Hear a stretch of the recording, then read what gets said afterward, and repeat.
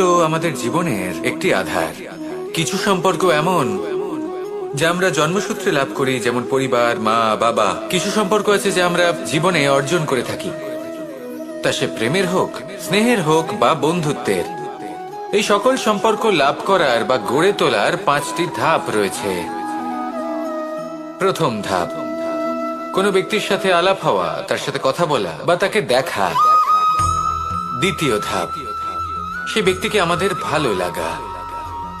তৃতীয় ধাপ,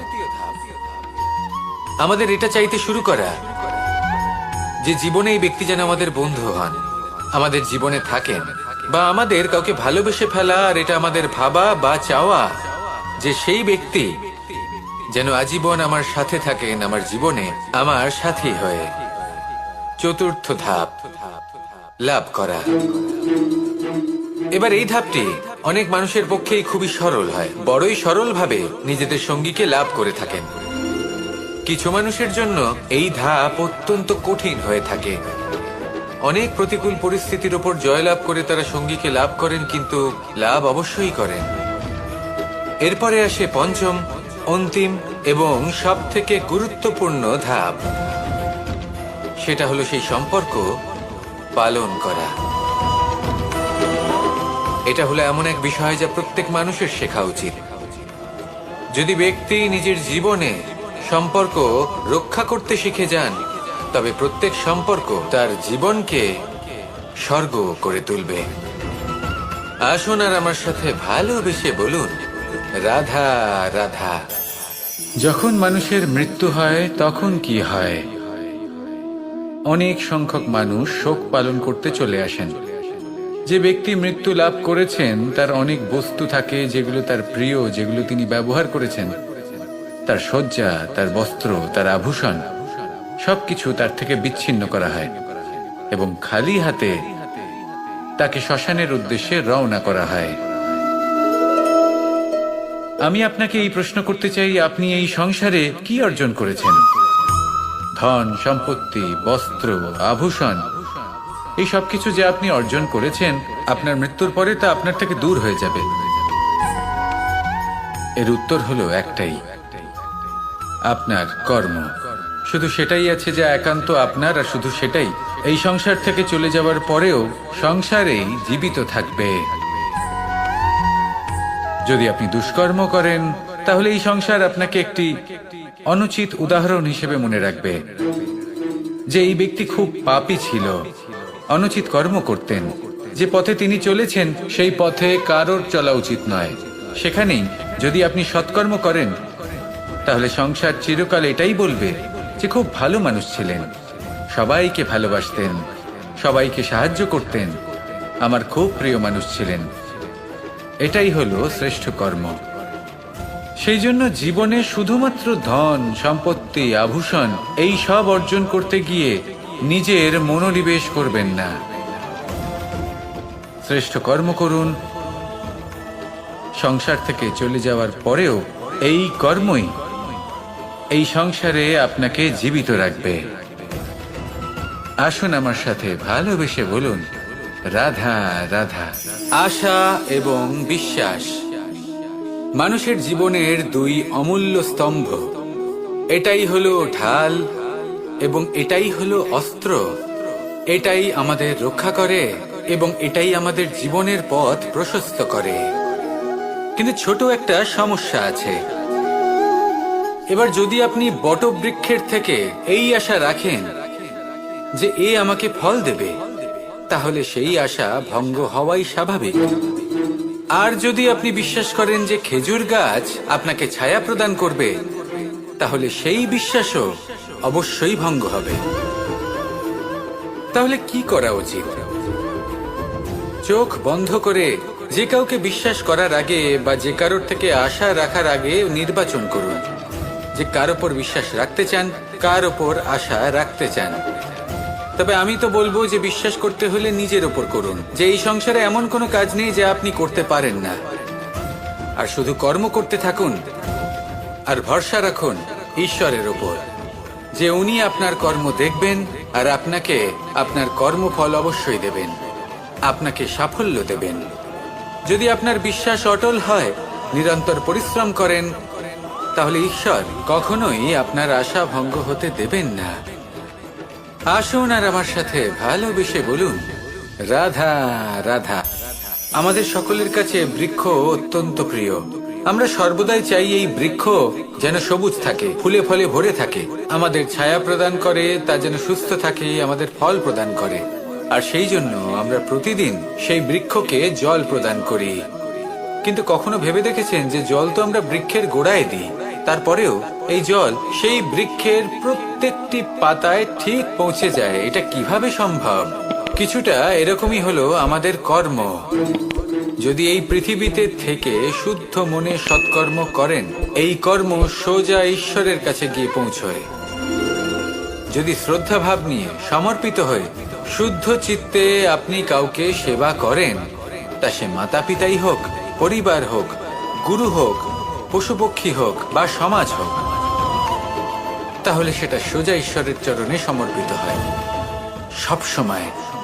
সবসময় শুদ্ধ চিত্তে সমর্পিত হয়ে এবং মনে শ্রদ্ধা ভাব নিয়ে কর্ম করুন। ঈশ্বর নিজে থেকেই এর ফল আপনাকে প্রদান করবেন। আসুন আমার সাথে ভালোবেসে বলুন, রাধা রাধা। জীবনে সব থেকে বেশি মূল্যবান বস্তু কি? ধন, স্বর্ণ, মাণিক্য, আভূষণ? না, এই সব কিছু মিলিয়েও সময়ের এক মুহূর্তের সামনে মলিন হয়ে পড়ে। এক মুহূর্ত যা এক দরিদ্রকে রাজা করতে পারে, যা এক রাজাকেও দরিদ্র করতে পারে। একটি মুহূর্ত যা আপনার আত্মবিশ্বাসকে পর্বতের শিখরে পৌঁছে দিতে পারে। একটি মুহূর্ত যা আপনার অস্তিত্বকে গভীর সাগরে বিলীন করে দিতে পারে। একটি মুহূর্তের খেলা। সবসময় জীবনে সেই ব্যক্তিকে সম্মান করুন, শ্রদ্ধা করুন, যিনি আপনার জন্য সময় বের করে থাকেন। সবসময় সেই ব্যক্তির প্রতি নিষ্ঠাবান থাকুন, যেই ব্যক্তি খারাপ সময় আপনার পাশে দাঁড়িয়ে থাকে। এই সময় সব থেকে বেশি মূল্যবান। আসুন আমার সাথে ভালোবেসে বলুন, রাধা রাধা। পুরাণে আমরা দেখেছি যে মাতা পিতা কতটা মহান হতে পারেন। কিভাবে শ্রী গণেশ নিজের মাতা পিতাকে পরিক্রমণ করলেন এবং পরম পূজনীয় হয়ে উঠলেন। কিভাবে ভক্ত শ্রবণ নিজের অন্ধ মাতা পিতাকে তীর্থযাত্রায় নিয়ে যাবেন বলে নিজের কাঁধে ওনাদের বসালেন এবং বয়ে নিয়ে গেলেন। এরকম অনেক অমূল্য শিক্ষা আমরা লাভ করে থাকি পুরাণ থেকে। কিন্তু এসব কথা হলো পুরাণের কথা। কথা বলা যাক আমাদের জীবন নিয়ে। আমাদের এই জীবনে আমাদের মাতা পিতা কেন আমাদের কাছে এতটা অমূল্য? কেন আমরা ওনাদের এতটা ভালোবাসি? কেন আমরা ওনাদের এত সম্মান করি? আর কেনই বা ওনাদের এতটা সম্মান করা উচিত? মমতার কারণে। মায়ের মনের এক ধরনের মমতা, পিতারও এক ধরনের মমতা। এই দুইয়ের মমতা ভিন্ন, কিন্তু এনাদের দুজনের মমতার কেন্দ্রবিন্দু হলো ওনাদের সন্তান। মাতা মমতার কারণে সকালে তাড়াতাড়ি উঠে পড়েন, খাবার তৈরি করেন, এটা ভাবেন যে আমার সন্তান যেন অভুক্ত না থাকে। অন্যদিকে পিতা ইচ্ছে না থাকা সত্ত্বেও নিজের মমতাবোধের কারণে নিজের সন্তানের প্রতি কঠোর হন, তাকে জ্ঞান প্রদান করেন, শিক্ষা প্রদান করেন, কারণ উনি চান যে ওনার সন্তান যেন পরবর্তীতে উন্নতি করে, কখনো অভুক্ত না থাকে। এটাই হলো মমতা মাতা পিতার। আর এই মমতা সংসারের অন্য কোথাও আপনি পাবেন না। তাই সবসময় নিজের মাতা পিতাকে সম্মান করুন, ওনাদের ভালোবাসুন, যতটা ইচ্ছে ভালোবাসুন। আর এই ভালোবাসার সাথেই বলুন, রাধা রাধা। জীবনে যখন আমরা কোনো পরিস্থিতির সম্মুখীন হই, তখন আমাদের সামনে দুটো পথ থাকে। তাদের মধ্যে কোনো একটা নির্বাচন আমাদের করে নিতে হবে, এই মনে করে নিতে হবে। নির্বাচন এই সংসারের সব থেকে গুরুত্বপূর্ণ বিষয়। একটা নির্বাচন আপনার বর্তমান বদলে দিতে পারে, আপনার ভবিষ্যৎ বদলাতে পারে। আগামী প্রজন্মের জন্য ইতিহাস রচনা করতে পারে একটা নির্বাচন। এবার দেখুন, যে পরিস্থিতি আপনার সামনে আছে, আপনাকে সেই পরিস্থিতির সম্মুখীন হতেই হবে, সেই কষ্ট সহ্য করতেই হবে, সেই মতোই কাজ করতে হবে। শুধু এই বিষয়টা নির্বাচন করতে হবে যে এই পরিস্থিতির সম্মুখীন হওয়ার সময় আমি কি দুর্বল হয়ে থাকব নাকি আমি শক্তিশালী হয়ে থাকব। এই নির্বাচন এই মনের মধ্যে করতে হবে। আর এই নির্বাচন হলো সবথেকে বেশি গুরুত্বপূর্ণ নির্বাচন। যদি নিজের মনকে শক্তিশালী করে তুলে সেই পরিস্থিতির সম্মুখীন হন, তাহলে কিছুই আপনাকে বাধা দিতে পারবে না। পূর্ণ নিষ্ঠার সাথে, সাহসের সাথে এই মনকে শক্তিশালী করে তুলুন, তাহলে কোনো সংকট আপনাকে না বাধা দিতে পারবে না ভাঙতে পারবে। আপনি নিজে সাফল্যের শিখরে পৌঁছতে পারবেন, আর এই মন প্রসন্ন হয়ে বলবে, রাধা রাধা। আমরা আমাদের জীবনের লক্ষ্য প্রাপ্ত করার জন্য কি না করে থাকি। আমরা ভাবনা চিন্তা করে থাকি, কত জ্ঞান অর্জন করে থাকি, তারপরে আমরা পরিকল্পনা করি আর প্রচেষ্টা করি। এবার প্রথম চেষ্টাতেই সাফল্য লাভ করব সেটা নাও হতে পারে, বরং ইতিহাস সাক্ষী যে প্রথমবার প্রচেষ্টা করে সাফল্য লাভ করার সম্ভাবনা অত্যন্ত কম। আর যে কোনো সফল ব্যক্তিকে দেখুন, আপনি বুঝবেন সেই ব্যক্তি বারবার প্রচেষ্টা করে, চেষ্টা করা থামায় না, তবেই সেই ব্যক্তি একদিন সাফল্য লাভ করেন। সেই জন্য আপনিও প্রচেষ্টা করা কখনো বন্ধ করবেন না, করতেই থাকুন। যখন আপনি প্রথমবার প্রচেষ্টা করেন তখন আপনি একা থাকেন, কিন্তু যখন আপনি দ্বিতীয়বার প্রচেষ্টা করেন তখন আপনার সাথে কিছু বিগত প্রচেষ্টার অভিজ্ঞতা থাকে। চেষ্টা করতে থাকুন, সাফল্য আপনার কাছে আসতেই চলেছে। আসুন আমার সাথে ভালোবেসে বলুন, রাধা রাধা। সুখ এবং দুঃখ এই দুই হলো আমাদের জীবনের অবশ্যম্ভাবী এবং গুরুত্বপূর্ণ অঙ্গ। আমাদের সকলের জীবনে কখনো সুখও আসে, আবার কখনো দুঃখও আসে। আমরা সবসময় ভাবি আমরা কিভাবে সুখ লাভ করব, কিভাবে আমরা দুঃখ থেকে দূরে থাকতে পারি। আর এই জীবনে যা কিছুই ঘটুক না কেন, সে সবকিছু আমরা সুখ এবং দুঃখের মাপদণ্ডে মেপে থাকি। এবার এখানে একটা ছোট্ট বিষয় আছে, এটা ভেবে দেখতে হবে যে কে আসলে সুখী ব্যক্তি। সুখী ব্যক্তি হলেন তিনি যিনি নিজের জীবনে নিজের কর্মের বিশ্লেষণ করে থাকেন, সেই বুঝে পদক্ষেপ নেন। উনি কি করতে চলেছেন সেটা উনি জানেন, আর যদি ওনার কোনো দোষ থাকে বা ভুল থাকে তাহলে সেগুলো শুধরে নিয়ে এগিয়ে চলেন। সেই জন্য উনি সুখী হন। অন্যদিকে যে ব্যক্তি দুঃখী, তিনি কি করেন? তিনি নিজের উপর নয়, অন্যের উপর নিজের নজর রাখেন যে তিনি কি করছেন, কিভাবে কর্ম করছেন। ওনারা অন্যের নিন্দা করেন, অন্যের সাফল্য দেখে ঈর্ষা করেন, ক্রুদ্ধ হয়ে যান, ওনাদের বাধা দিতে চেষ্টা করেন। সেই জন্যই তো ওনারা দুঃখী হন। এই সংসারে এমন অনেক ব্যক্তি আছেন যারা এই কারণে দুঃখী নন যে তাদের জীবনে দুঃখ আছে। তারা এই কারণে দুঃখ পান কারণ অন্যের জীবন অনেক বেশি সুখের। দেখুন, শেষ পর্যন্ত আপনাকে নিজের কর্মের প্রতি মনোসংযোগ করতেই হবে, অন্যের প্রতি নয়। কারণ আপনার জীবনে আপনার কর্ম হলো এমন একটা জিনিস যা আপনার নিয়ন্ত্রণে আছে। নিরন্তর চেষ্টা করতে থাকুন, নিজের কর্মকে বুঝতে শিখুন, শুধরে নিন, নিজেকে শ্রেষ্ঠ করে তুলুন। তখন সাফল্য নিজে থেকে আপনার কাছে আসবে, আর এই মন প্রসন্ন হয়ে বলবে, রাধা রাধা। এই সংসারে এমন কোন আবেগ আছে যা সবসময় কটু বলে মনে হয়, কিন্তু সবার শেষে এটি সব থেকে বেশি মধুর উপলব্ধি প্রদান করে, সব থেকে বেশি মধুর অনুভূতি প্রদান করে। উত্তর পেলেন? পেলেন না? আপনাকে একটা উদাহরণ দিই।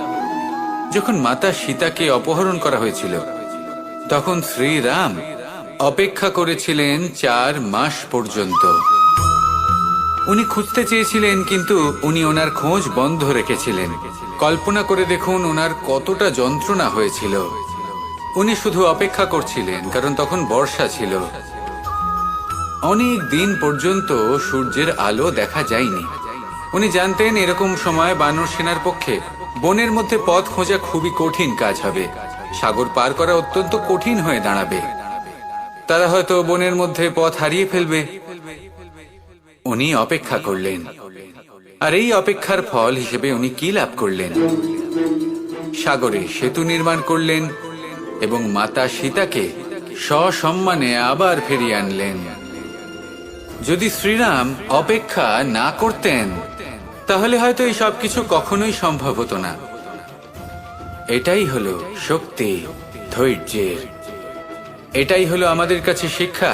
এই ধৈর্যই প্রত্যেকবার আমাদের অত্যন্ত কঠিন বলে মনে হয়।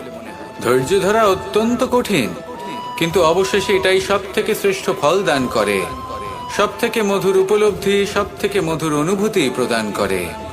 তাই ধৈর্য ধরে থাকুন, সবকিছু শুভ হবে। আর তখন এই মন প্রফুল্ল হয়ে বলবে, রাধা রাধা। এই সংসারে সব থেকে ভয়ানক এবং গভীর অন্ধকার কোনটা? সেটা যখন মেঘ সূর্যকে ঢেকে দেয় এবং সংসার অন্ধকারাচ্ছন্ন হয়ে ওঠে, নাকি তখন যখন সূর্যাস্তের সময় ঘনিয়ে আসে, সূর্য ঢলে যায় এবং এই সংসারে অন্ধকার ছেয়ে যায়, নাকি সেই অমাবস্যার রাত্রি যখন চতুর্দিকে ঘন অন্ধকার থাকে এবং চন্দ্রমার প্রকাশ কোথাও থাকে না? না, এই সংসারে সব থেকে বেশি ভয়ানক অন্ধকার হলো মানসিকতার অন্ধকার। মানসিকতা খুব গভীর একটা বিষয়। এই মানসিকতাই সত্যের রূপ ধারণ করে এবং আমাদের এই মানসিকতা এবং বিবেকে একটা সূর্য থাকে। যদি আমরা এটা জীবন থেকে বের করে ফেলি তাহলে নিরাশা, হতাশা, অসফলতা এর এমন এক ঘন অন্ধকারে আমরা ফেসে যাব যে তার থেকে বাইরে বের হওয়া প্রায় অসম্ভব ব্যাপার হয়ে দাঁড়াবে। বড়ই কঠিন হয় সেই সময়। সেই জন্য ইতিবাচক মনোভাব থাকা খুব প্রয়োজনীয়। এটা ভাববেন না যে এটা আমার সাথে কেন হলো, এই সমস্যা কেন এলো, ওই ব্যক্তি আমার সাথে এটা কেন করলেন। এটা ভাবুন যে আমি জীবনে যে পরিস্থিতিতে দাঁড়িয়ে আছি তার থেকে আমি ঠিক কিভাবে বাইরে বেরোতে পারবো। যতই ঘন অন্ধকার থাকুক না কেন, খুব ছোট একটা প্রদীপের প্রকাশ আমাদের পথপ্রদর্শক হয়ে দাঁড়াতে পারে। আর আমাদের জীবনে এই ছোট্ট একটা প্রকাশ হলো আশা। এই আশার একটি কিরণ আমাদের অত্যন্ত গাঢ় অন্ধকারেও পথ দেখাতে পারে। তাই এই আশাকে সবসময় মনে প্রজ্বলিত করে রাখুন। গাঢ় থেকে গাঢ় অন্ধকারের সাথে, কঠিন থেকে কঠিনতর সমস্যার সাথে লড়াই করুন, সামনে এগিয়ে চলুন, আর আমার সাথে ভালোবেসে বলুন, রাধা রাধা। একটি নৌকা বিশাল একটি সাগরে ভেসে চলে।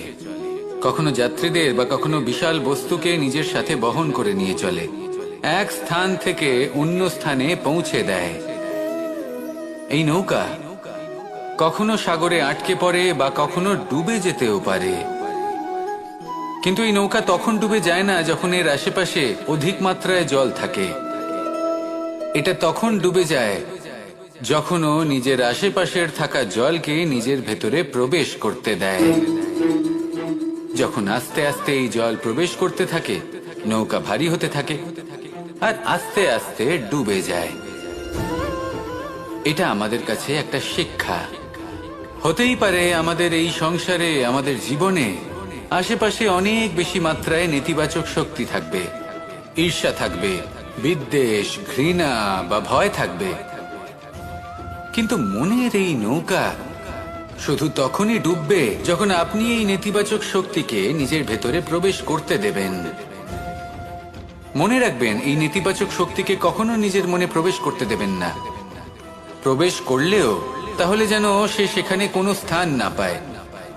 শুধু এই বিষয়টা খেয়াল রাখলে আপনার মনের এই নৌকা জীবনের এই সাগরে সব সময় ভেসে থাকবে, আর এই মন প্রসন্ন হয়ে বলবে, রাধা রাধা। আপনারা সবাই একটা গাছের পাতাকে দেখুন, যতক্ষণ পর্যন্ত গাছের সাথে, মানে গাছের ডালের সাথে জুড়ে থাকে, সে সবুজ থাকে, বাতাসের সাথে সে নড়তে থাকে। যতক্ষণ পর্যন্ত ও সূর্য থেকে পাওয়া রশ্মির শক্তি গাছে পৌঁছে দেয়, ততক্ষণ ও ডালের সাথে যুক্ত থাকে। কিন্তু যখন সেই পাতা শুকিয়ে যায় তখন তার কোনো গুরুত্ব থাকে না। সেই পাতা গাছের ডালে এবং বৃক্ষের কাছে বোঝা হয়ে থেকে যায়।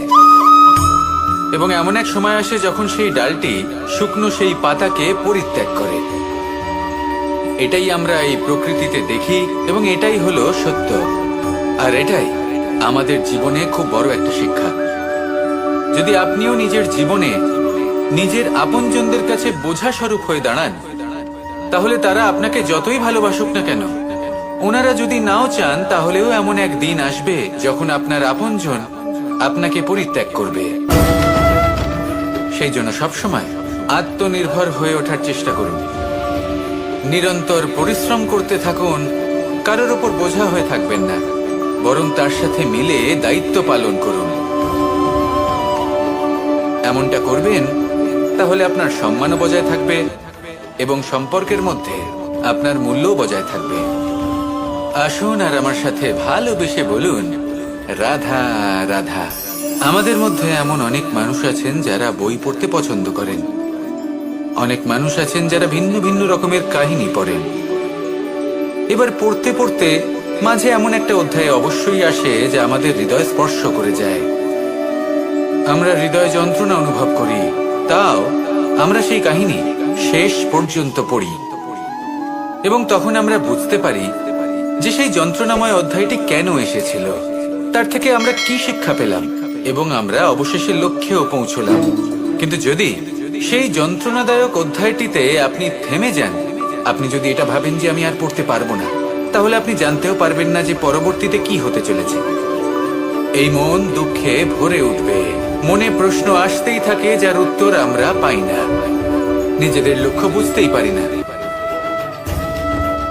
এইভাবেই আমাদের জীবনেও যদি এমন কিছু হয় যা অত্যন্ত দুঃখজনক, যদি এমন কোনো কঠিন অধ্যায় আপনার জীবনে আসে, থামবেন না।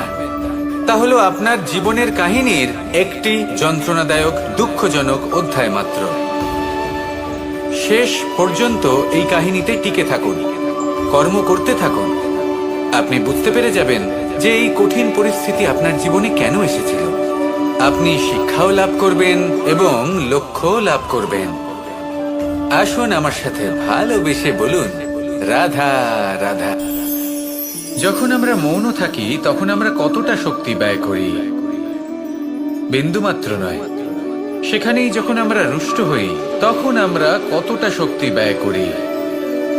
আমাদের রক্ত গরম হয়ে ওঠে, চোখ থেকে যেন অগ্নিবর্ষা হয়, আমরা চিৎকার করতে থাকি, জোরে কথা বলি, কখনো কখনো আমরা অনুচিত কর্ম করে বসি। সবকিছুই ক্রোধের বশে করি। এবার এই ক্রোধকে মৌনতায় পরিণত করতে হবে। এই কাজটা চোখে দেখা যায় না, এই কাজ সরল নয়, এই কাজ হলো অত্যন্ত কঠিন এবং এই কাজই শ্রেষ্ঠ। সেই ব্যক্তি শক্তিশালী নন যিনি কথায় কথায় ক্রুদ্ধ হয়ে যান, কথায় কথায় যিনি আক্রমণ করেন। আজ্ঞে না, সব থেকে বেশি শক্তিশালী ব্যক্তি হলেন তিনি যিনি নিজের ক্রোধকে মৌনতায় পরিবর্তন করতে পারেন, যিনি শান্ত মনে পরিস্থিতিকে বোঝেন, তার আকলন করেন আর তারপর বিবেকের দ্বারা সিদ্ধান্ত নেন। তিনি হলেন সব থেকে শক্তিশালী ব্যক্তি। তাহলে সেই ব্যক্তি হয়ে উঠুন আর আমার সাথে ভালোবেসে বলুন, রাধা রাধা। এই শুকনো পাতাটিকে দেখুন, নিষ্প্রাণ হয়ে পড়েছে। কোনো একটা সময় এই পাতাটি একটা গাছের ডালে ছিল। সেই গাছ ওর লালন পালন করত। যখন যখন বাতাস বইত, এই পাতায় কম্পন দেখা দিত, মনকে প্রফুল্ল করে তুলত।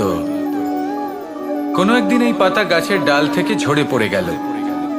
নিঃসন্দেহে ও নিজের স্বাধীনতা পেল, কিন্তু আস্তে আস্তে শুকিয়ে গেল, নিষ্প্রাণ হয়ে গেল। দেখুন, আমি এই কথা বলছি না যে স্বাধীনতা অনুচিত, কখনোই না।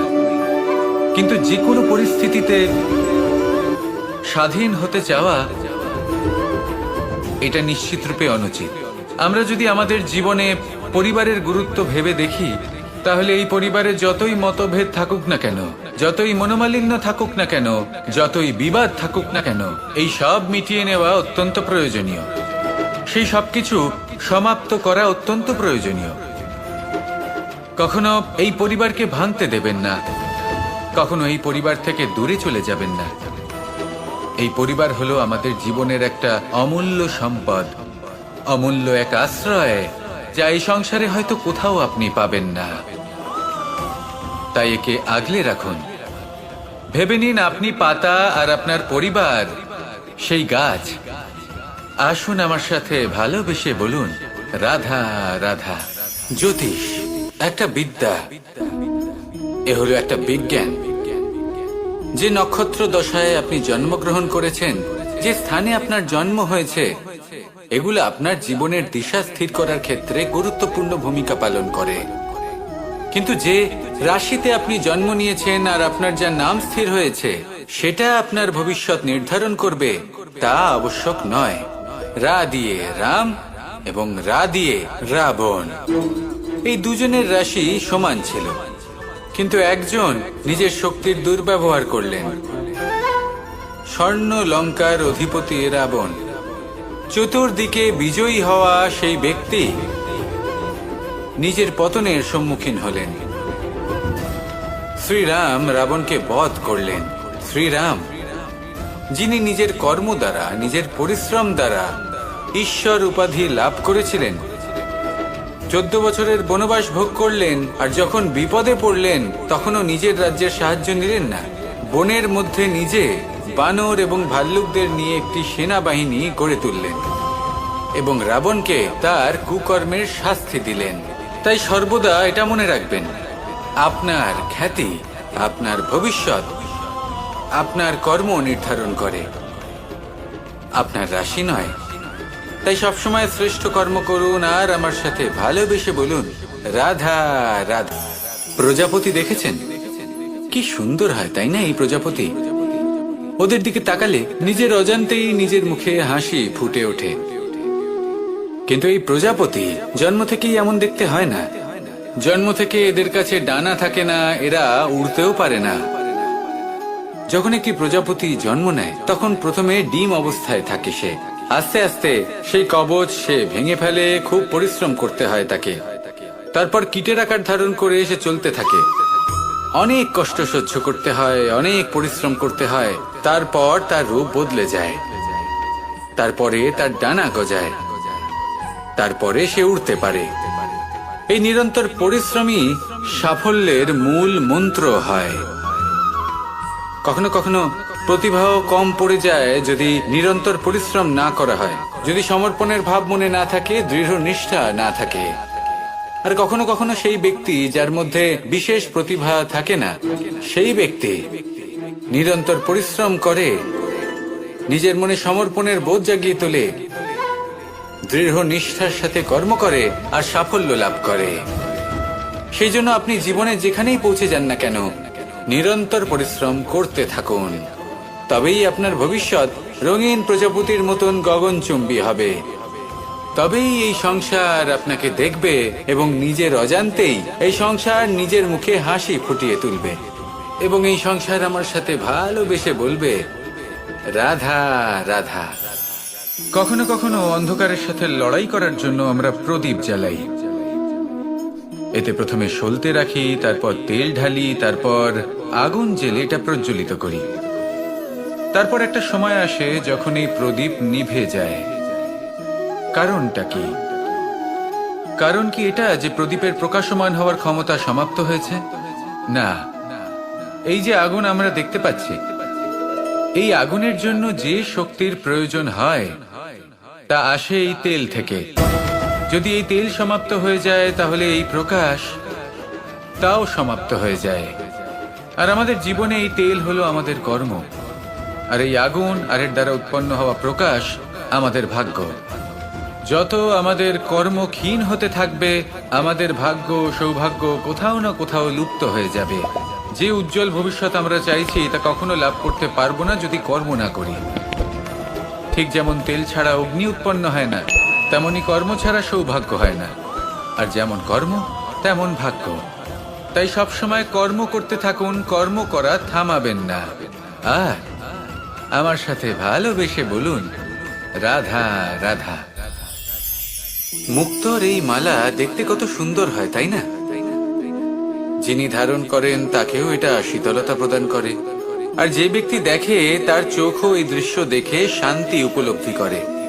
কিন্তু ভাবুন, যদি এমন কিছু হয় যে সুতো দ্বারা এই মুক্তোর মালা তৈরি হয়েছে সেটা কেউ ছিঁড়ে দেয়, তাহলে এই মুক্তোর মালা ছিঁড়ে যাবে আর সমস্ত মুক্ত মাটিতে পড়ে যাবে, ছড়িয়ে পড়বে। তখন কি আমরা এটা ভাববো যে এটা তো মাটিতে পড়ে থাকা বস্তু, এটা আমি তুলবো না?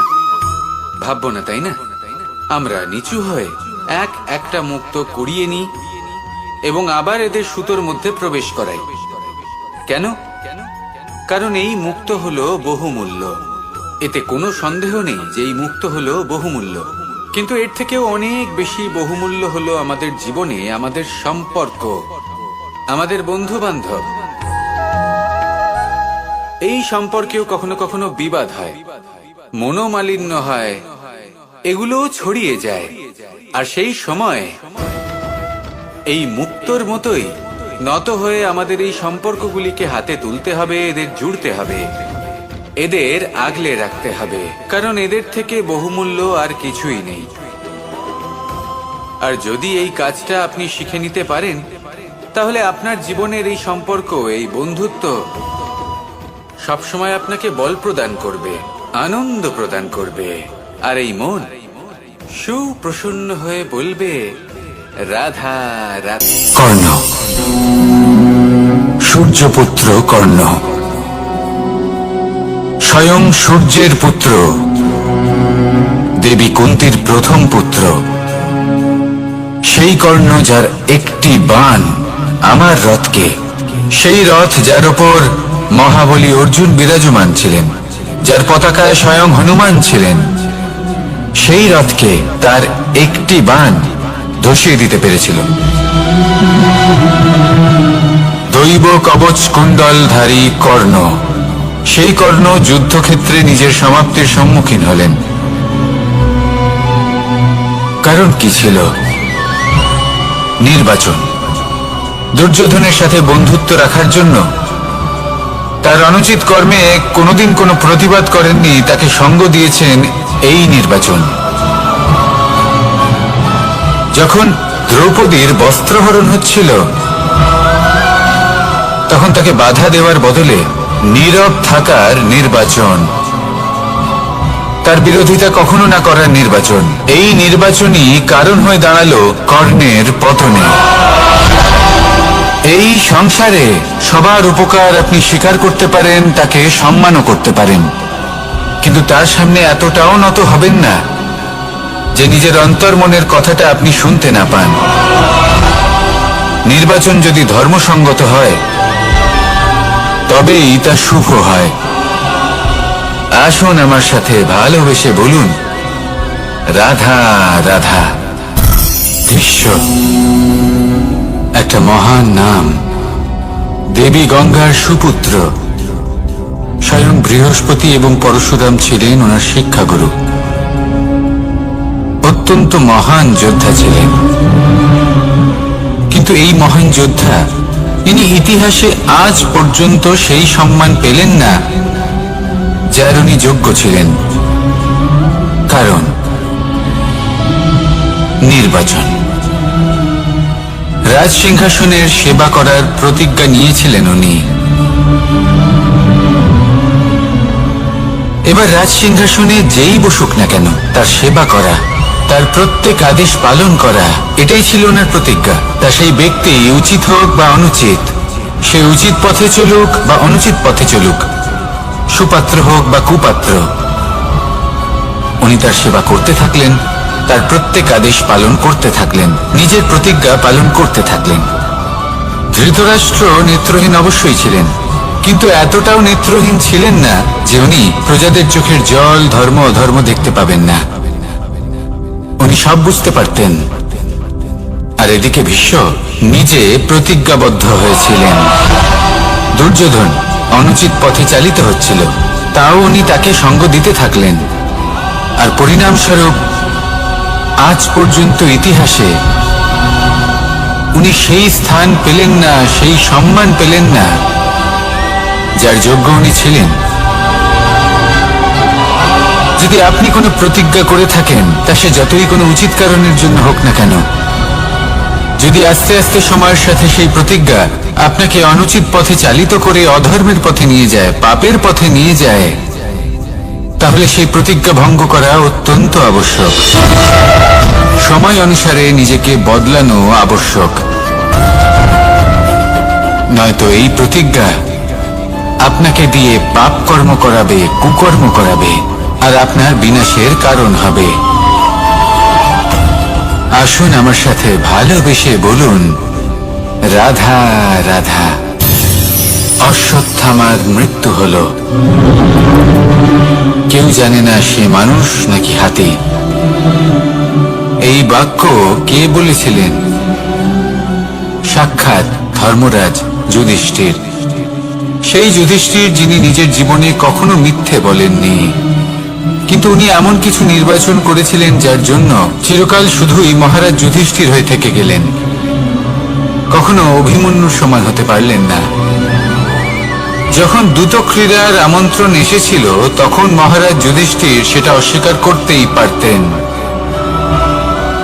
কিন্তু করলেন না। অহংকারের জন্য সেই আমন্ত্রণ গ্রহণ করলেন উনি, এবং অহংকারের জন্য করা এই নির্বাচন ওনাকে সাধারণ করে রেখে দিল। নিজের গুরু দ্রোণাচার্যকে পরাজিত করার জন্য একটি মিথ্যে কথা বলেছিলেন। অশ্বত্থামা মারা পড়েছে, আর তারপর গ্লানিমাখা কণ্ঠে ধীরস্বরে বলেছিলেন, জানি না সে মানুষ না হাতি। কিন্তু অর্ধসত্য হোক বা সত্য লুকোনো হোক, তা হলো মিথ্যের সমান, এবং প্রত্যেকটি কর্মের ফল মানুষ অবশ্যই ভোগ করে। এই নির্বাচনের কারণে যুধিষ্ঠিরকেও নরকবাস করতে হয়েছিল। তাই নিজের কর্ম শ্রেষ্ঠ করে তুলুন, কারণ এটাই সুনিশ্চিত করবে যে আপনি এই সংসার থেকে বিদায় নেওয়ার পরেও জীবিত থাকবেন নাকি নয়। আসুন আমার সাথে ভালোবেসে বলুন, রাধা রাধা। মহাভারতে অনেক যোদ্ধারা অংশগ্রহণ করেছিলেন। সবাই ছিলেন শ্রেষ্ঠ কুলের। কেউ কেউ ছিলেন বড় বড় রাজ্যের রাজা, কেউ কেউ ছিলেন দেবতার পুত্র। এনারা সবাই অংশ নিয়েছিলেন। এনারা সবাই শ্রেষ্ঠ কুলের, প্রত্যেকে ভালো পরিবেশ পেয়েছেন। কিন্তু সেখানেই অন্যদিকে ছিল বারবারিক, অসুরপুত্র বারবারিক। এবং এই অসুরপুত্র বারবারিকই এই সময় দাঁড়িয়ে ভগবান রূপে স্থাপিত হয়ে আছেন। পুজো করা হয় তাকে। কারণটা কি? নির্বাচন। বারবারিক একটি দ্বন্দ্বের মধ্যে ছিলেন। ঠিক যেমন প্রত্যেক যোদ্ধার জীবনে দ্বন্দ্ব এসে থাকে, তখন সে কি নির্বাচন করবে সেটা হলো অত্যন্ত গুরুত্বপূর্ণ। বারবারিকের কাছে এত শক্তি ছিল যে একটি মাত্র বাণ প্রয়োগ করে সবাইকে নাশ করতে পারত। দ্বন্দ্ব ছিল একটাই, যে ও নির্বাচন করতেই পারছিল না কোন পক্ষ হয়ে যুদ্ধ করবে। ওর নির্বাচন ছিল এটাই যে ও কোনো পক্ষের হয়েই যুদ্ধ করবে না, বরং নিজের মস্তক সে দান করবে। আর এই কর্মের কারণে, এই নির্বাচনের কারণে আজকের সময়ে দাঁড়িয়ে ওকে ঘাটুশ্যাম রূপে পুজো করা হয়। মনে রাখবেন, শুধু আপনার ব্যক্তিত্ব গুরুত্বপূর্ণ নয়, আপনি কোথা থেকে আসছেন, কোন কুলে আপনার জন্ম, শুধুমাত্র সেটা গুরুত্বপূর্ণ নয়। সব থেকে বেশি গুরুত্বপূর্ণ হলো আপনার কর্ম, আপনার নির্বাচন। আসুন আমার সাথে ভালোবেসে বলুন, রাধা রাধা। যখন আমরা মৌন থাকি তখন আমরা কতটা শক্তি ব্যয় করি, বিন্দুমাত্র নয়। সেখানেই যখন আমরা রুষ্ট হই তখন আমরা কতটা শক্তি ব্যয় করি। আমাদের রক্ত গরম হয়ে ওঠে, চোখ থেকে যেন অগ্নি বর্ষা হয়। আমরা চিৎকার করতে থাকি, জোরে কথা বলি, কখনো কখনো আমরা অনুচিত কর্ম করে বসি। সবকিছুই ক্রোধের বশে করি। এবার এই ক্রোধকে মৌনতায় পরিণত করতে হবে। এই কাজটা চোখে দেখা যায় না, এই কাজ সরল নয়, এই কাজ হলো অত্যন্ত কঠিন, এবং এই কাজই শ্রেষ্ঠ। সেই ব্যক্তি শক্তিশালী নন যিনি কথায় কথায় ক্রুদ্ধ হয়ে যান, কথায় কথায় যিনি আক্রমণ করেন। আজ্ঞে না, সব থেকে বেশি শক্তিশালী ব্যক্তি হলেন তিনি যিনি নিজের ক্রোধকে মৌনতায় পরিবর্তন করতে পারেন। যিনি শান্ত মনে পরিস্থিতিকে বোঝেন, তার আকলন করেন আর তারপর বিবেকের দ্বারা সিদ্ধান্ত নেন, তিনি হলেন সব থেকে শক্তিশালী ব্যক্তি। তাহলে সেই ব্যক্তি হয়ে উঠুন আর আমার সাথে ভালোবেসে বলুন, রাধা রাধা। জীবনে যখন আমরা কোনো পরিস্থিতির সম্মুখীন হই,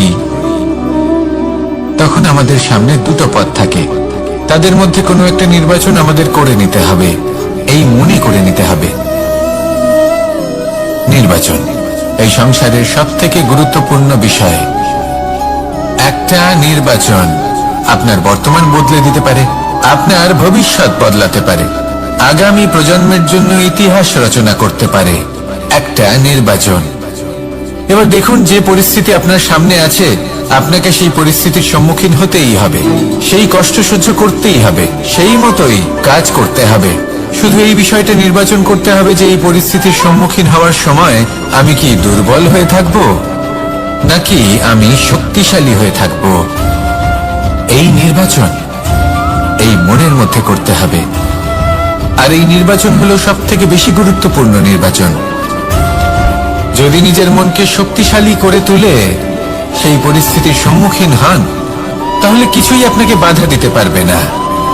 পূর্ণ নিষ্ঠার সাথে, সাহসের সাথে এই মনকে শক্তিশালী করে তুলুন, তাহলে কোনো সংকট আপনাকে না বাধা দিতে পারবে না ভাঙতে পারবে। আপনি নিজে সাফল্যের শিখরে পৌঁছতে পারবেন আর এই মন প্রসন্ন হয়ে বলবে, রাধা রাধা। জীবনে সব থেকে বেশি মূল্যবান বস্তু কি?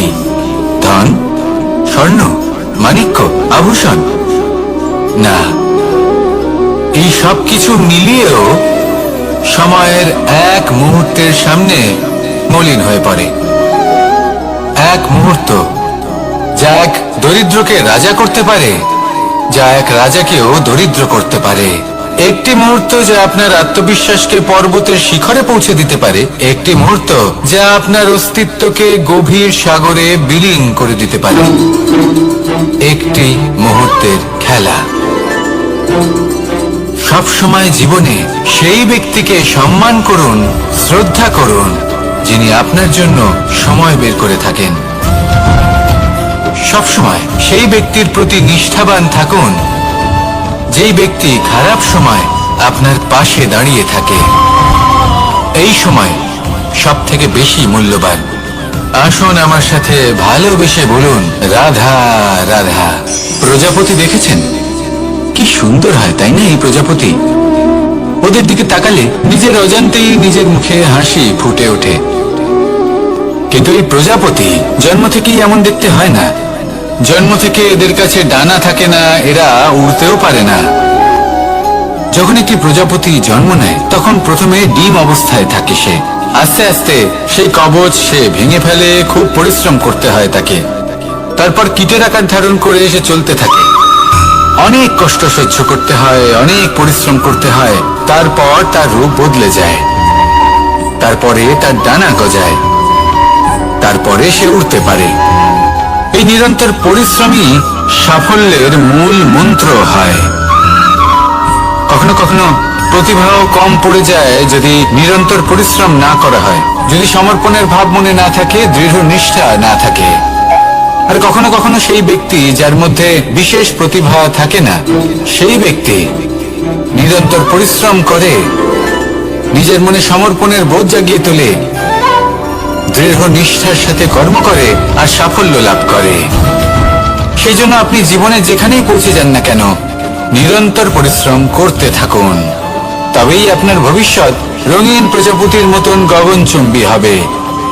তবেই এই সংসার আপনাকে দেখবে এবং নিজের অজান্তেই এই সংসার নিজের মুখে হাসি ফুটিয়ে তুলবে এবং এই সংসার আমার সাথে ভালোবেসে বলবে, রাধা রাধা। পুরাণে আমরা দেখেছি যে মাতা পিতা কতটা মহান হতে পারেন। কিভাবে শ্রী গণেশ নিজের মাতা পিতাকে পরিক্রমণ করলেন এবং পরম পূজনীয় হয়ে উঠলেন।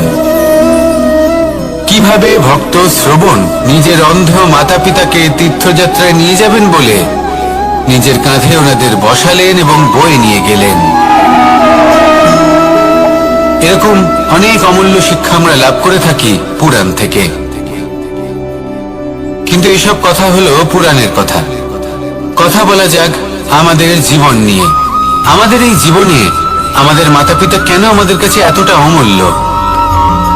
কেন আমরা ওনাদের এতটা ভালোবাসি? কেন আমরা ওনাদের এত সম্মান করি? আর কেনই বা ওনাদের এতটা সম্মান করা উচিত? মমতার কারণে।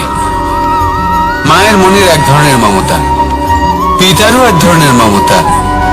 এই দুইয়ের মমতা ভিন্ন, কিন্তু এনাদের দুজনের মমতার কেন্দ্রবিন্দু হলো এনাদের সন্তান। মাতা মমতার কারণে সকালে তাড়াতাড়ি উঠে পড়েন, খাবার তৈরি করেন, এটা ভাবেন যে আমার সন্তান যেন অভুক্ত না থাকে।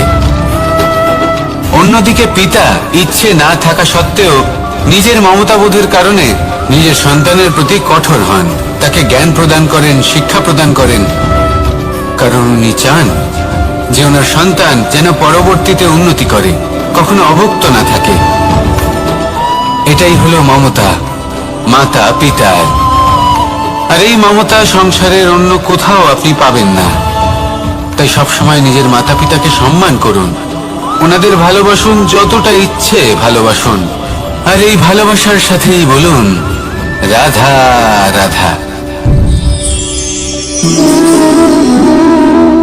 সম্পর্ক হলো আমাদের জীবনের একটি আধার। কিছু সম্পর্ক এমন যা আমরা জন্মসূত্রে লাভ করি, যেমন পরিবার, মা বাবা। কিছু সম্পর্ক আছে যা আমরা জীবনে অর্জন করে থাকি, তা সে প্রেমের হোক, স্নেহের হোক বা বন্ধুত্বের। এই সকল সম্পর্ক লাভ করার বা গড়ে তোলার 5টি ধাপ রয়েছে। প্রথম ধাপ, কোনো ব্যক্তির সাথে আলাপ হওয়া, তার সাথে কথা বলা বা তাকে দেখা। দ্বিতীয় ধাপ, সে ব্যক্তিকে আমাদের ভালো লাগা। তৃতীয় ধাপ, আমাদের এটা চাইতে শুরু করা যে জীবনে এই ব্যক্তি যেন আমাদের বন্ধু হন, আমাদের জীবনে থাকেন, বা আমাদের কাউকে ভালোবেসে ফেলা। আর এটা আমাদের ভাবা বা চাওয়া যে সেই ব্যক্তি যেন আজীবন আমার সাথে থাকেন, আমার জীবনে আমার সাথী হয়ে। চতুর্থ ধাপ, লাভ করা।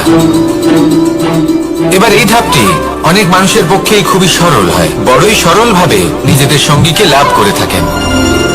কিছু মানুষের জন্য এই ধাপ অত্যন্ত কঠিন হয়ে থাকে। অনেক প্রতিকূল পরিস্থিতির উপর জয়লাভ করে তারা সঙ্গীকে লাভ করেন, কিন্তু লাভ অবশ্যই করেন। এরপরে আসে পঞ্চম, অন্তিম এবং সবথেকে গুরুত্বপূর্ণ ধাপ। সেটা হলো সেই সম্পর্ক পালন করা। এটা হলো এমন এক বিষয় যা প্রত্যেক মানুষের শেখা উচিত। যদি ব্যক্তি নিজের জীবনে সম্পর্ক রক্ষা করতে শিখে যান, তবে প্রত্যেক সম্পর্ক তার জীবনকে স্বর্গ করে তুলবে। আসুন আর আমার সাথে ভালোবেসে বলুন রাধা রাধা।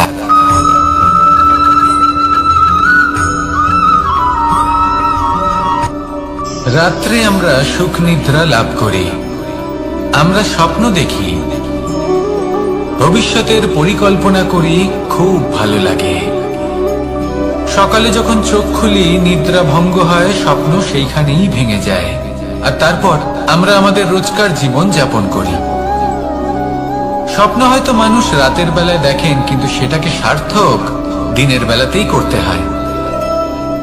রাতে মধুর বাতাসের নিচে কোমল শয্যায় শুয়ে মাতার গলায় মিষ্টি গান শুনতে শুনতে নিদ্রায় আচ্ছন্ন হওয়া, স্বপ্ন দেখা, ভবিষ্যতের পরিকল্পনা করা বড়ই সরল। কিন্তু সকালবেলায় সময় মতো উঠে সূর্যের তাপ সহ্য করে, সেই উষ্ণতা সহ্য করে সর্বাঙ্গ ঘেমে গিয়ে নিজের পথ খুঁজে বের করা, সেই পথে অগ্রসর হওয়া, বাধা বিপত্তি এসবের সম্মুখীন হওয়া, আর তারপর লক্ষ্য লাভ করা, এগুলো কঠিন কাজ। এ হলো অত্যন্ত কঠিন কাজ।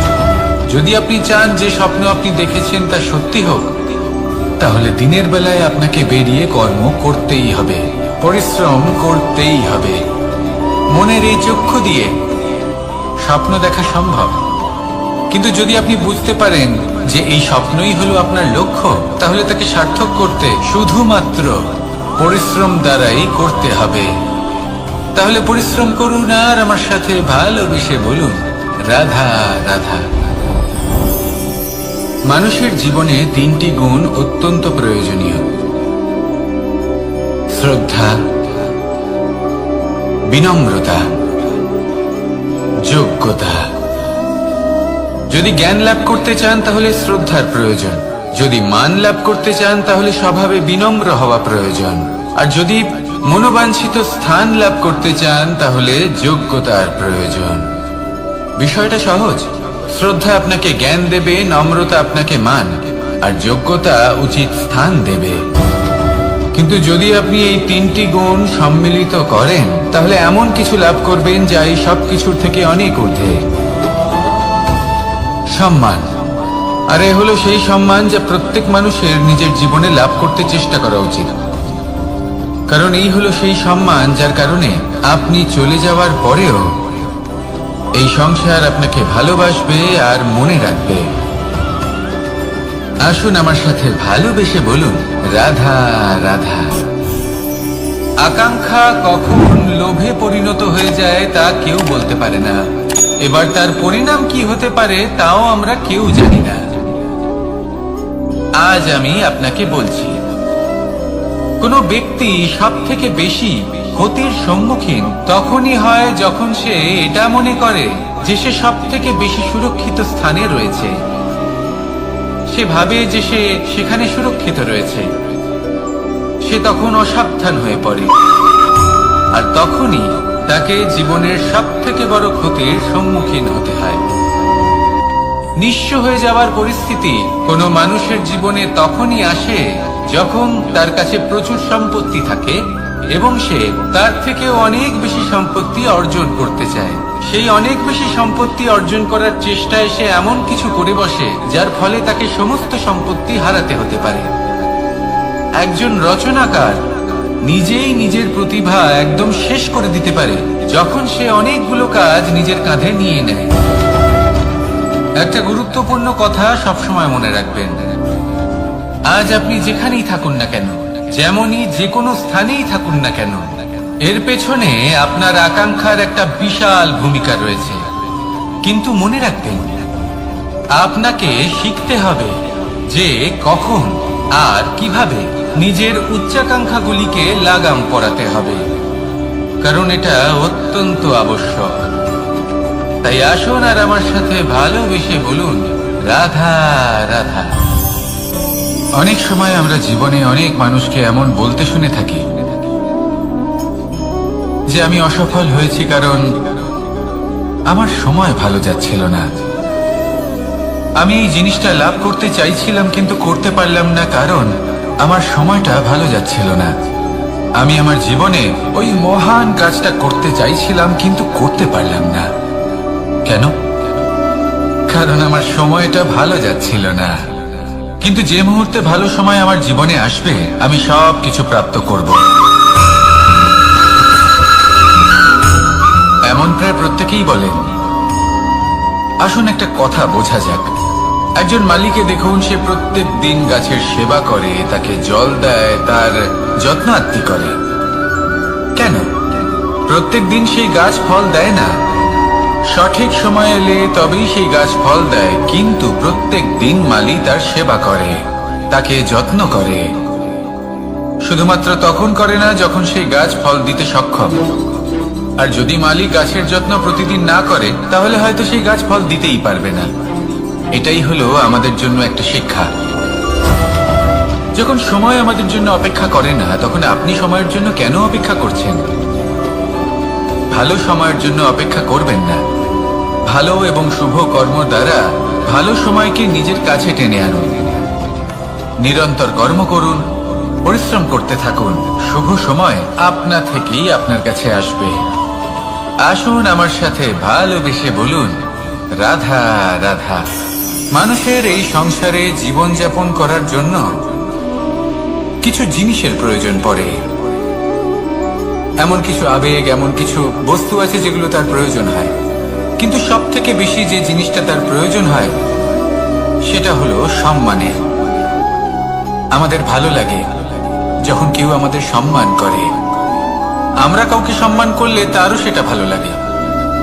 কিন্তু আপনি দেখবেন যে সংসারে বেশিরভাগ মানুষ দুটি মাপদণ্ডের ভিত্তিতে সম্মান করেন, হয় বয়স দেখে করেন বা উপার্জন দেখে, অর্থাৎ সেই ব্যক্তি কতটা উপার্জন করেন। এবার ভেবে দেখুন, এটা আবশ্যক নয় কারোর বয়স যদি বেশি হয় তার বুদ্ধিও ততটাই বেশি হবে। আবশ্যক এটাও নয় যে কোনো ব্যক্তি যদি অত্যন্ত ধনী হন বা তার মনও নির্মল হবে বা তিনি সৎকর্ম করবেন বা এমন কোনো কর্ম করবেন যাতে উনি সম্মান লাভ করতে পারেন। হতে পারে উনি ধনী কিন্তু দুশ্চরিত্র। সেই জন্য বয়স বা উপার্জন দেখে কোনো ব্যক্তিকে সম্মান করবেন না, কর্ম দেখুন। যদি গভীরভাবে ভেবে দেখেন তাহলে দেখবেন যদি কোনো মানুষ কোনো সৎকর্ম করেন তাহলে তার প্রতি হৃদয় থেকে সম্মান জাগ্রত হয়। এটাই হলো সেই সম্মান যা অর্জন করতে হবে। বয়স আজ আছে, কাল আরো বৃদ্ধি পাবে। উপার্জন আজ আছে, কাল সেটা কমে যেতেও পারে। কিন্তু যদি আপনি নিরন্তর শুভকর্ম করতে থাকেন তাহলে আপনি মৃত্যুর পরেও অমর হয়ে থাকবেন। আসুন আমার সাথে ভালোবেসে বলুন, রাধা রাধা। পাপ এবং পুণ্য, এই দুই হলো সংসারের এমন দুই বিন্দু যাকে কেন্দ্র করে এই সংসারের চক্র ঘুরতে থাকে। আমরা যদি কোনো কর্ম বিচার করি হয় পুণ্য নয় পাপের দৃষ্টিভঙ্গি দিয়ে, এটা হয় পুণ্য না হলে পাপ। কিন্তু এই পাপ এবং পুণ্য এই দুই নির্ভর করে প্রত্যেক মানুষের উপর, তার চিন্তাধারা, তার পরিস্থিতির উপর।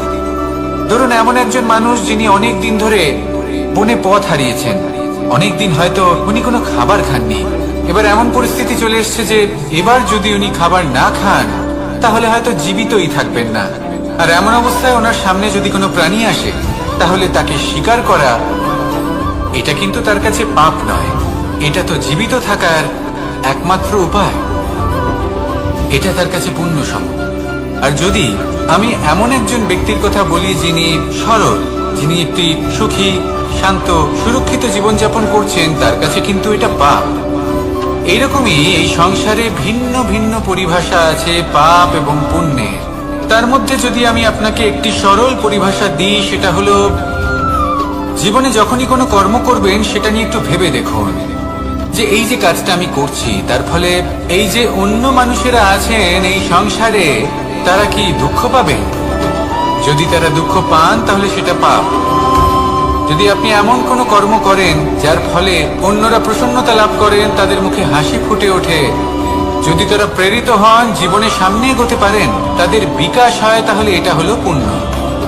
তাই জীবনে সবসময় পুণ্য করতে থাকুন আর আমার সাথে ভালোবেসে বলুন, রাধা রাধা। বনস্পতি ফলনের জন্য আমাদের কিসের প্রয়োজন পড়ে? একটু ধরিত্রীর, একটু পরিশ্রমের আর একটা বীজের। এবার যদি মানুষের কথা বলি তাহলে এখানে ধরিত্রী হলো মানুষের এই জীবন, যেখানে মানুষ নিজের ইচ্ছের ফল ফুল ফলন করতে চায়। পরিশ্রম হলো আমাদের কর্ম, আর বীজ হলো আমাদের নির্বাচন। আমাদের বেছে নিতে হবে যে আমরা কি বপন করব, আম নাকি ফণি মনসা। এর মধ্যে আমরা কি পেতে চাই? রসালো ফলের ফলন চাই নাকি কাঁটার ফলন চাই, তা আমাদের উপর নির্ভরশীল। কিন্তু একটা কথা ঠিক, লক্ষ্য যেমনই হোক না কেন, জীবন যেমনই হোক না কেন, যদি আপনি লক্ষ্যের দিকে এগোতে থাকেন তাহলে কর্মের সাথে খামখেয়ালি আচরণ করতে পারবেন না। যদি আপনি এমন করেন তাহলে এটা আপনাকে একটা অনুচিত লক্ষ্যে পৌঁছে দেবে, সেটা কিন্তু নিশ্চিত।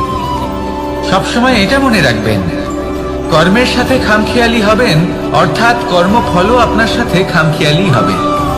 তাহলে নিষ্ঠার সাথে কর্ম করতে থাকুন আর নিজের লক্ষ্যকে প্রাপ্ত করুন। আর আমার সাথে ভালোবেসে বলুন, রাধা রাধা। অগ্নি, চতুর্থ তত্ত্ব, সব থেকে বেশি গুরুত্বপূর্ণ কিন্তু তার থেকেও বেশি ভয়াবহ। কখনো অগ্নিকে নিয়ন্ত্রিত রূপে উনুনে জ্বলতে দেখেছেন? এই অগ্নি আমাদের খাবার বানাতে সাহায্য করে, যা আমাদের শক্তি প্রদান করে। কিন্তু এই অগ্নি যখন বিচলিত হয়ে, অনিয়ন্ত্রিত হয়ে কোনো বনের আগুন হয়ে ওঠে তখন মহা বিনাশ ঘটে যায়। আপনারই অন্তরের ঊর্জা হলো এই অগ্নি। এটা আপনার শক্তিও, আপনার ক্রোধ। একে ব্যবহার কিভাবে করবেন তা আপনারই হাতে। যদি কোনো ব্যক্তি নিজের অন্তরের এই ঊর্জাকে ব্যবহার করেন শক্তির রূপে, তাহলে সে বিকাশ ঘটাতে পারে, নির্মাণ ঘটাতে পারে। কিন্তু যদি কোনো ব্যক্তি তার অন্তরের ঊর্জাকে বিধ্বংসী অস্ত্র বানিয়ে ফেলেন, তাহলে নিশ্চিত রূপে মহা বিনাশ ঘটতে পারে, যাতে বিনাশ তারও অবশ্যই হবে। অনেক বছর পূর্বে এমনই এক আগুনের দ্বারা এই সুন্দর পৃথিবীর নির্মাণ হয়েছিল। আর অনেক বছর পূর্বে এমন এক আগুনেই সমস্ত জীব এবং সংসার বিলুপ্ত হয়ে গেছিল। এবার আপনি আপনার অন্তরের ঊর্জা দ্বারা বিনাশ ঘটাতে চান নাকি নির্মাণ ঘটাতে চান, সেই সিদ্ধান্ত আপনারই। আসুন আমার সাথে ভালোবেসে বলুন, রাধা রাধা। কখনো কখনো এমন হয় আমরা আমাদের বাড়ির উঠোনে বীজ বপন করি, আর তা বিকশিত হয় একটা সুন্দর বৃক্ষে। তার শাখাগুলি প্রতিবেশীর বাড়ি পর্যন্ত পৌঁছায়। ফলের বর্ষণ প্রতিবেশীর বাড়িতেও হয়ে থাকে। আর আমরা ভাবি গাছ আমরা উৎপন্ন করব আর ফল খাবেন আপনারা। এই কেমন কথা হলো? আপনাকে এই কথা বুঝতে হবে যে এসব হলো ভৌতিক বস্তু, সাংসারিক বস্তু। কখনো নিজের বাড়ির বাগানে ভালোবাসার গাছ বপন করে দেখুন। তার শাখাও প্রতিবেশীর বাড়ি পর্যন্ত পৌঁছবে, ফলের বর্ষণ সেখানেও হবে। কিন্তু সেই ফল চাইতে আপনাকে যেতে হবে না, সেই ফল দ্বিগুণ মাত্রায় আবার আপনার কাছেই ফিরে আসবে। তাই নিজের বাড়িতে আর নিজের মনে ভালোবাসার গাছ উৎপন্ন করুন। এই জীবন প্রসন্ন হয়ে বলবে, রাধা রাধা। অ দিয়ে অন্ত, আ দিয়ে আরম্ভ, এই দুইয়েরই রাশি সমান।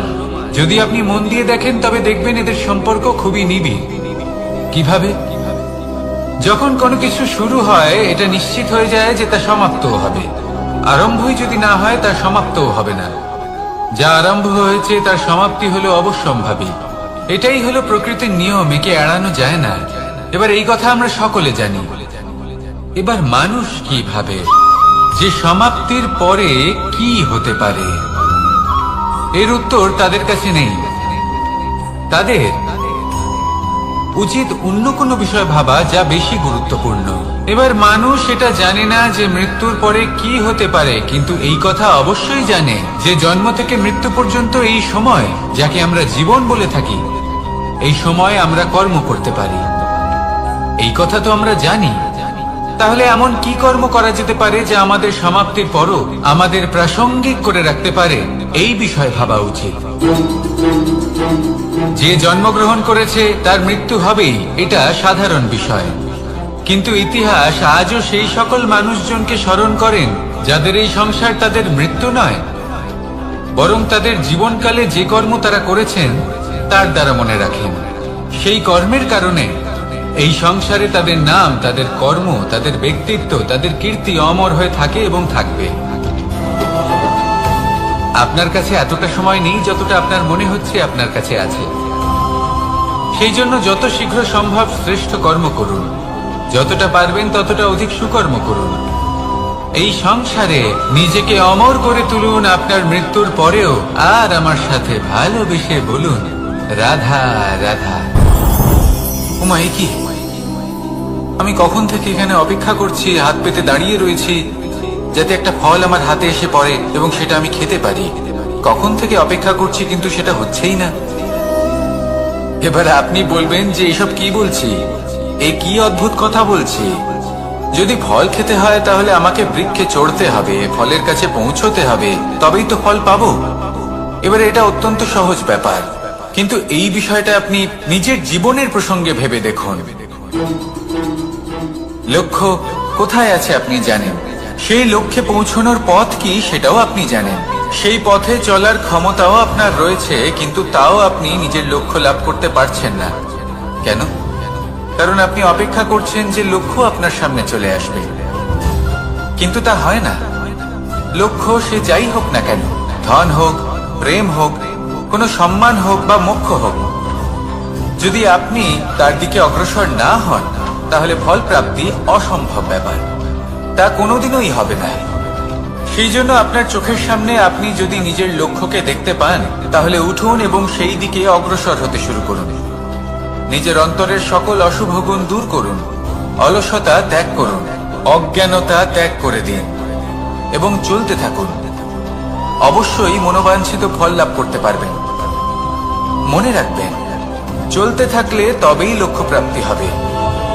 অপেক্ষার দ্বারা শুধুমাত্র মৃত্যু লাভ হবে। আসুন আমার সাথে ভালোবেসে বলুন, রাধা রাধা। পাখি কখন জন্ম নেয়, কখন উড়তে শেখে, কখন বাসা বানাতে শেখে, কখন নিজের মৃত্যু লাভ করে, এসব আমাদের মধ্যে কেউ জানি না। কিন্তু পাখি একটা কথা খুব ভালো করে জানে, যে এই সংসারে ও যা কিছুই করুক না কেন, এই সংসারে ওকে নিয়ে কিচ্ছু যায় আসে না। এবার আমরা কি করি? কোনো কাজ করার আগে আমরা এটা ভাবি যে এই সংসার যদি আমাকে দেখে ফেলে তাহলে কে জানে এই সংসার কি ভাববে, আমার প্রতিচ্ছবি কেমন তৈরি হবে কে জানে, কে জানে কি হবে আদি ইত্যাদি। এই সব ভাবনায় আমরা মগ্ন হয়ে যাই। কিছুটা এমন ভাবে মগ্ন হই যে বর্তমানের কর্মের এই জীবনের যাত্রাপথে সেই সময়ের আনন্দ উপভোগ করতে ভুলে যাই। এবার দেখুন একটা পাখি কি করে, ওর কর্ম হলো গান গেয়ে চলা। ওই পাখি গেয়ে চলে, কেউ ওর গান শুনুক বা না শুনুক, কেউ আদৌ শুনছে কিনা সেই বিষয়টা নিয়ে সেই পাখির কিছুই যায় আসে না। সেই পাখি নিজের কর্ম করতে থাকে। হয়তো সেই জন্যই আপনি কখনো কোনো পাখিকে কাঁদতে দেখবেন না। এরকমই আপনাকে নিজেকে গড়ে তুলতে হবে। প্রথমে নিজেকে জিজ্ঞেস করুন, এই যে কর্ম আমি করতে চলেছি সেটা কি উচিত? যদি আপনার মনে হয় সেটা উচিত তাহলে সেটা প্রমাণ করুন। এটা ভাববেন না যে এই সংসার কি ভাববে। আসুন আর আমার সাথে ভালোবেসে বলুন, রাধা। বনের মধ্যে যদি আপনি কোনো বিষাক্ত সাপ দেখেন তাহলে কি করবেন? আপনি তখনই তার থেকে দূরে পালাতে চেষ্টা করবেন। আর এটা কেন করবেন? নিজের রক্ষার্থে। এই কথা আমি নয় মেনে নিলাম, কিন্তু নিজের জীবনে এটা করেন না কেন? আপনি যেখানেই যান, যে স্থানেই যান না কেন, প্রত্যেক সময় প্রত্যেক মুহূর্তে এমন বিষাক্ত সাপ আপনি অবশ্যই খুঁজে পাবেন। আর সেই সাপ নয় যাদের আপনি বনে খুঁজে পাবেন, এরা হলো সেই সাপ যা আপনাকে পাপ করতে বাধ্য করবে। আপনার অন্তরের বাসনা, ক্রোধ, অহংকার, লোভ, ঈর্ষা এদের বৃদ্ধি ঘটাবে। দেখুন, বনের এই সাপ আপনাকে একবার ছেড়ে দিতেও পারে, ছোবল নাও মারতে পারে, কিন্তু এই যে পাপরূপী সাপ আছে তা অবশ্যই ছোবল মারবে। কর্ম যদি করেন তাহলে অবশ্যই ফল পাবেন। সেই জন্য যখনই কোথাও যাবেন, যদি এমন কাউকে দেখেন, যদি এমন কিছু দেখেন যে আপনাকে পাপ করতে বাধ্য করছে, তাহলে সেই মুহূর্তে সেখান থেকে পালিয়ে যান। যেমন বনের সাপ দেখে আপনি পালাতে থাকেন। সৎকর্মের রক্ষা অত্যন্ত আবশ্যক। আসুন আর আমার সাথে ভালোবেসে বলুন, রাধা রাধা। যদি কোনো সিংহ বানরের মতো গাছে চড়তে চেষ্টা করে তাহলে কি হবে? একটা মাছ যদি মাটিতে হাঁটতে চেষ্টা করে তাহলে কি হবে? তারা বিফলই হবে। কিন্তু এরকম কেন হয়? তার কারণ হলো প্রকৃতির রচনা কিছুটা এরকম। এখানে প্রত্যেকটি ব্যক্তিকে, প্রত্যেকটি প্রাণীকে আলাদা আলাদা গুণের অধিকারী করা হয়েছে এবং সকলকে একটা সীমাও প্রদান করা হয়েছে। এবার এই যে বৃক্ষ, পশু, পাখি, এদের মধ্যে সেই ক্ষমতাই নেই যে এরা নিজেদের যাচাই করতে পারবে, নিজেদের সীমাগুলো বুঝতে পারবে, নিজেদের সদ্গুণগুলো চিনতে পারবে। এরা সেটা করতে পারবে না। কিন্তু মানুষ তো আলাদা। মানুষের কাছে সেই বিশেষ শক্তি আছে যে তারা পূর্ণরূপে নিজেদের যাচাই করতে পারবে, নিজেকে পূর্ণরূপে বুঝতে পারবে, নিজের দোষ, নিজের অপগুণ, নিজের সদ্গুণ, নিজেদের সীমাগুলো তারা বুঝতে পারবে। আর এটা অত্যন্ত গুরুত্বপূর্ণ। কথায় আছে যে যদি সাফল্য লাভ করতে হয় তাহলে নিজেকে যাচাই করে নিতে হবে। তাই নিজেকে যাচাই করুন, নিজের সাথে পরিচিত হয়ে যান এবং জীবনে কর্ম করতে থাকুন। সাফল্যের শিখরে অবশ্যই পৌঁছে যাবেন। আর ওখানে যদি যান তাহলে এই মন প্রসন্ন হয়ে অবশ্যই বলবে, রাধা রাধা। অন্ধকারাচ্ছন্ন রাত্রি যদি এসে থাকে তাহলে আলোকিত প্রকাশ নিয়ে সূর্যও অবশ্যই আসে। রোগ যদি এসে থাকে তাহলে তার ওষুধও অবশ্যই আসে। সমস্যা যদি আসে তাহলে সেই সমস্যার সমাধানও নিজে থেকেই আমাদের কাছে চলেই আসে। এই সংসার, এই জীবনের শুধুমাত্র একটাই নিয়ম আছে, আর তা হলো এটাই, এই সংসার হলো একটা চক্রের মতো। এতে শাশ্বত বলে কিছু নেই, নিত্য বলে কিছু নেই, আর যা কিছুই রয়েছে সব বদলাতে চলেছে। যদি আপনার জীবনে দুঃখ থাকে, সমস্যা থাকে, যদি আপনি বিপদ দ্বারা আচ্ছন্ন, তাহলে মনে রাখবেন সবকিছু বদলে যেতে চলেছে। দুঃখের সময় কাঁদবেন না, মনকে আরো দুঃখী করে তুলবেন না, কারণ এখানে যা কিছুই এসেছে তা যাওয়ার জন্যই এসেছে। তাহলে এত চিন্তা কিসের? আনন্দ সহকারে জীবন যাপন করুন, আর আমার সাথে ভালোবেসে বলুন রাধা রাধা। রাত্রিবেলায় যখন আলোকিত জোনাকিদের দেখেন তখন মন প্রসন্ন হয়ে ওঠে। এদের দেখতে খুবই সুন্দর লাগে। আর এমন ঠিক কেন হয়? প্রথম হলো এটাই যে রাতের বেলায় চতুর্দিক অন্ধকারাচ্ছন্ন থাকে। এমত অবস্থায় যদি আমরা কোথাও একটু প্রকাশ দেখি তাহলে সেটাই আশার কিরণের ন্যায় মনে হয়। সেই প্রকাশই আমাদের মন প্রসন্ন করে তোলে। আর সেই জন্য যে সকল মানুষ রাতের বেলায় কোনো জোনাকি দেখতে পান তারা প্রসন্ন হয়ে যান। এবার কখনো কখনো জীবনে আমাদের মনে হয় যে চতুর্দিকে শুধুমাত্র অন্ধকারই হয়ে আছে। প্রত্যেকেরই তা কখনো মনে হয়। আর তখনই আমাদের নিরাশ হলে চলবে না, আমাদের দুঃখী হলে চলবে না। সেই সময় আমাদের খুঁজতে হবে নিজেদের আশেপাশে, চতুর্দিকে, আর কোথাও না কোথাও আমরা প্রকাশ অবশ্যই দেখতে পাবো। আশার একটা কিরণ অবশ্যই দেখতে পাবো। কেউ এমন একটা কর্ম করেন যেটা দেখে আমরা প্রেরিত হয়ে যাই। আর এমন কোন কর্ম যদি আপনারা করেন তাহলে সেই কর্ম আপনার মনকে প্রসন্ন ভাব, আনন্দ এবং ভালোবাসা দ্বারা ভরিয়ে তুলবে। আপনার অন্তরে সেই অন্ধকারের অন্ত করবে, দুঃখেরও অন্ত করবে। আর এই মন প্রসন্ন ভাব নিয়ে বলবে রাধা রাধা। মনুষ্য জীবনের সব থেকে বেশি গুরুত্বপূর্ণ বিষয় হলো মনের একাগ্রতা।